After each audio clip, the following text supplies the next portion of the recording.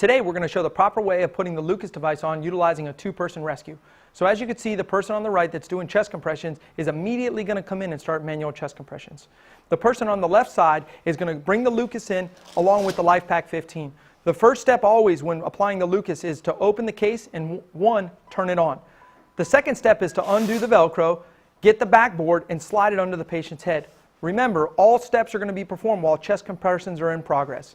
So after that part is done, both of the rescuers now got to coordinate to lift up the patient and slide the backboard underneath the shoulder blades. You'll see as soon as this is done, the person doing chest compressions resumes chest compressions, while the person working the Lucas device is actually going to go ahead and start the application process. Now, you want to make sure that the person doing chest compressions does not stop and the person operating the Lucas puts it on right through the arms of the person doing chest compressions. The goal here is to minimize the hands off the chest time. So now the person doing chest compressions will stop, the person working the Lucas will slide it down, and then the person that was doing chest compressions will hit the play button. So a couple additional things when using the Lucas device. Number one, always make sure that you hit the play button, not the 30 to 2 button.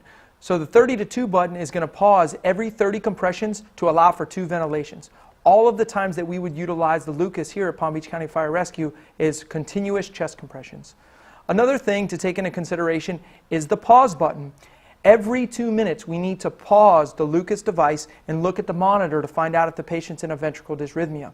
There's no way for us knowing while the Lucas device is going. So every 2 minutes, whether you time it by the monitor, you time it by the safety pad, or you time it by somebody's watch, you need to make sure that you pause the Lucas device, look at the monitor, determine what rhythm the patient's in. If they're in a ventricular dysrhythmia, go ahead and hit the play button again. While that's going, you could go ahead and charge the monitor and defibrillate the patient while the Lucas device is going. Just remember, in 2 minutes from then, you've got to go ahead and pause it again. Another thing to take into consideration when using the Lucas 2 device is it's universal. What I mean by universal is it doesn't always have to go on the way that we have it shown here. As you could see my partner demonstrate here, he could turn it this way and put it on. He could do it the other way, as well as the backboard. The backboard's universal, so it doesn't necessarily always have to have the Lucas facing to the patient's legs.